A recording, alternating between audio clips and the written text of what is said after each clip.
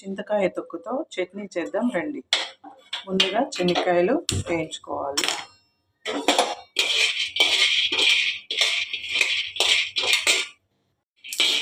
ఇలా వేగిన విత్తనాలను పక్కకు తీసి పెట్టుకోండి.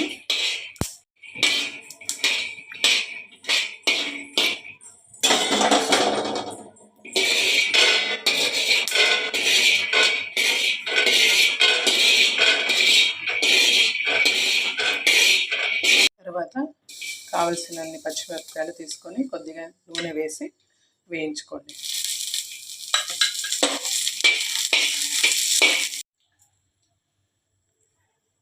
పచ్చిమిరపకాయలు వేగాయి కదండి, ఇందులో కొద్దిగా జీలకర్ర వేసుకొని స్టవ్ ఆఫ్ చేసి వీటితో పాటు చింతకాయ తొక్కు, కొన్ని ఆనియన్స్ కట్ చేసి పెట్టుకోండి. తర్వాత ఈ చెనిక్కాయలు పచ్చిమిరపకాయలు చల్లగైన తర్వాత ఈ చింతకాయ తొక్కు ఇందులో వేసి ముందుగా ఇది మాత్రమే మిక్సీ పట్టుకోవాలి. మిక్సీకి వేసిన తర్వాత ఇలా కొంచెం గట్టిగా పడుతుందండి. దీంట్లో కొన్ని వాటర్ వేయండి.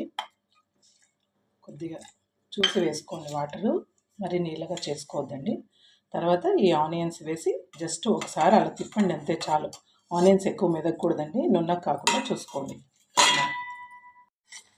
ఇదండి చింతకాయ చట్నీ రెడీ అండి. దీంట్లోకి ఉప్పు వేయలేదు ఏంటా అని ఆలోచిస్తున్నారా? చింతకాయ తొక్కు చేసుకునేటప్పుడు ఉప్పు వేసింటారండి అందులోకి. మీకు తక్కువ అనిపిస్తే కొంచెం వేసుకోండి అంతే. యాక్చువల్గా అవసరం లేదండి ఉప్పు ఇందులో. మీకు తక్కువ అనిపిస్తే వేసుకోండి. ఇప్పుడు దీనికి పోపు పెట్టేస్తామండి. చింతకాయ తొక్కు పచ్చడి రెడీ అండి. బెళుకు బందిలో ఈ విధంగా పోపు పెట్టేసేయండి. అయిపోయింది, చింతకాయ చట్నీ రెడీ. ఇదండి చింతకాయ చట్నీ రెడీ. వేడి వేడి అన్నంలో కాస్త నెయ్యి వేసుకొని తినేసేయండి, చాలా బాగుంటుంది. టేస్ట్ చేసి చెప్పండి, మీరు ట్రై చేసి ఎలా ఉంది.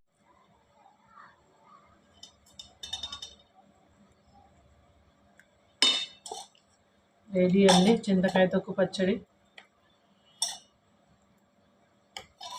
కొద్దిగా నెయ్యి వేసుకోండి, ఇందులో రైస్లోకి వేసేసుకోండి, బాగుంటుంది. ఆహా ఏమి రుచి.